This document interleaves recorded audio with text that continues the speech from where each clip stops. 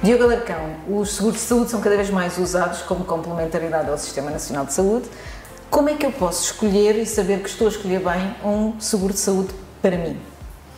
Muito bem. A forma mais simples de responder a essa pergunta é dizendo que o consumidor do seguro de saúde quando vai fazer a sua escolha, deve saber claramente o que é que está à espera, o que é que procura.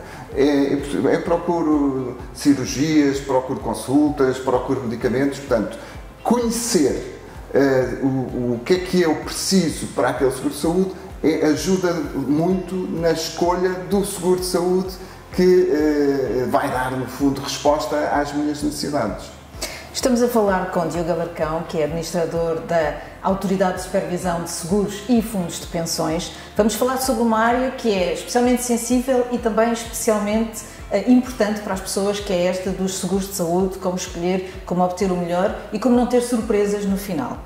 Então, se eu, por exemplo, quiser uma cobertura total, ou seja, se eu quiser ter tudo pago depois quando ficar doente, o que é que eu devo escolher? Qual é que é a minha opção? Bom, desde logo, uma cobertura total pressupõe que não há exclusões, o que não é habitual, e explicarei isso de seguida.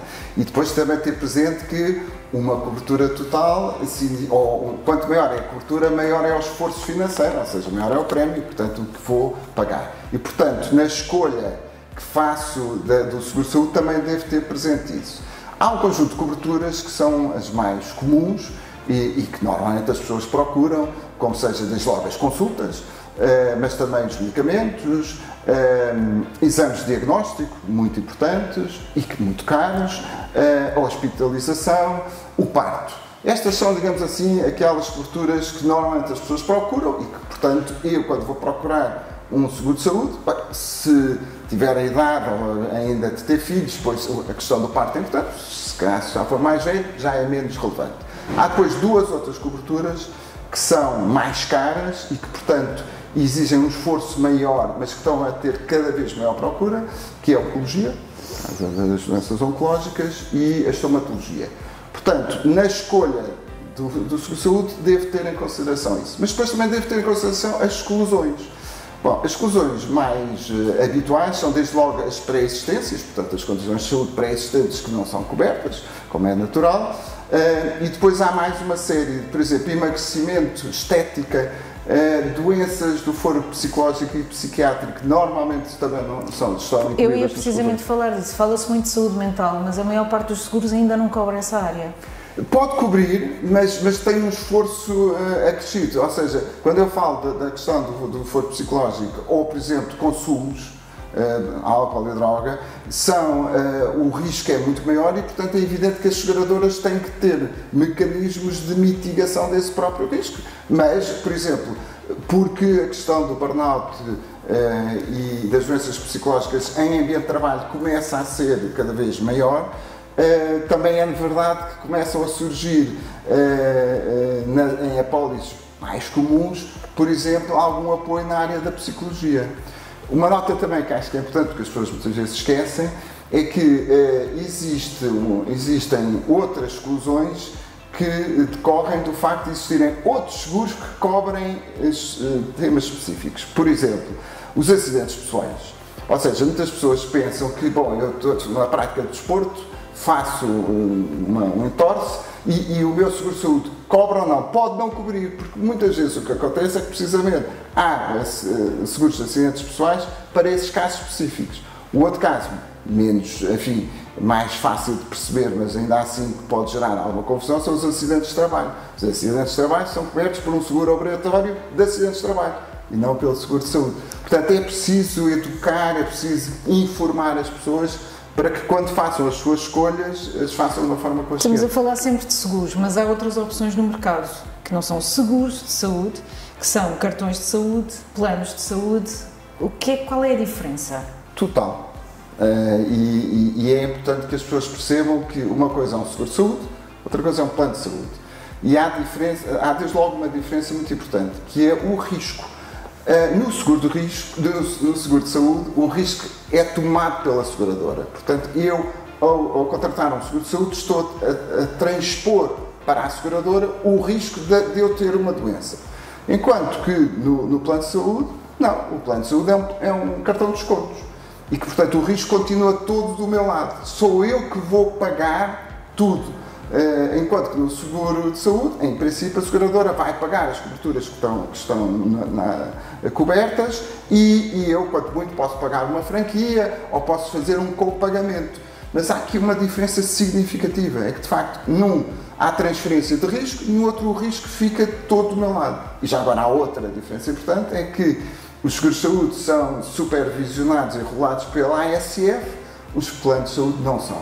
E, portanto, também aqui isto permite perceber que há aqui uma preocupação do nosso lado, a ASF, de deixar muito claro o que é uma coisa e o que é outra e procurar criar as condições para que não se confundam em defesa do consumidor. E também há outra diferença que é preciso ter em conta, que é a questão dos reembolsos ou de haver uma rede convencionada na própria seguradora. Quais são os alertas ou as preocupações que uma pessoa deve ter quando contrata um seguro em relação a estes dois pontos? Eu diria que é um pouco a própria opção da pessoa, e explico. Numa rede convencionada, quais são as vantagens? A vantagem é que o pagamento é feito diretamente pela seguradora. Muito eu tenho que fazer o dito com o pagamento ou algo semelhante.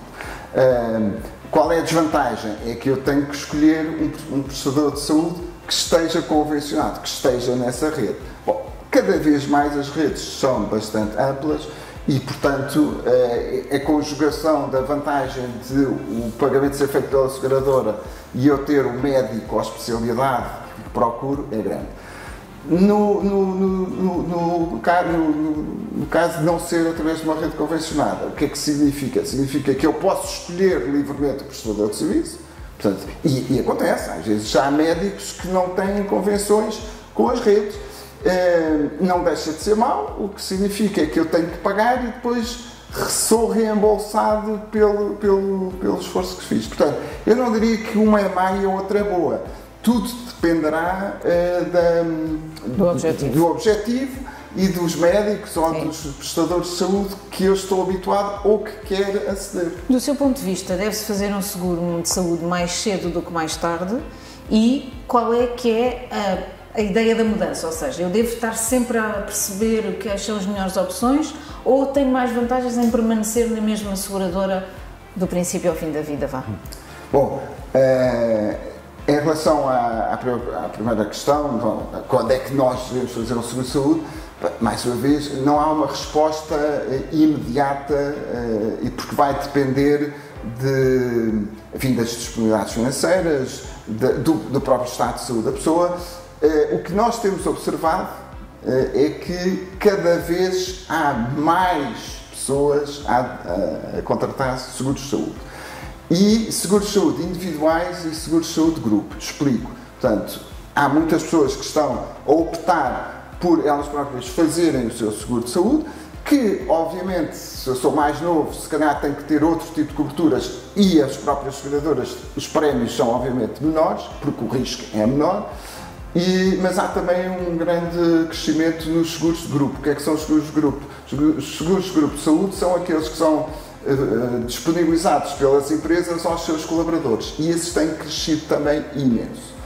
Portanto, eu diria que tudo dependerá das minhas necessidades, das minhas disponibilidades e do meu contexto. Mas, portanto, não há uma regra que diga eu tenho vantagem, por exemplo, ao fazer um seguro aos 30 anos e manter-me nesse seguro até aos 70, há possivelmente a questão da idade ir aumentando o prémio.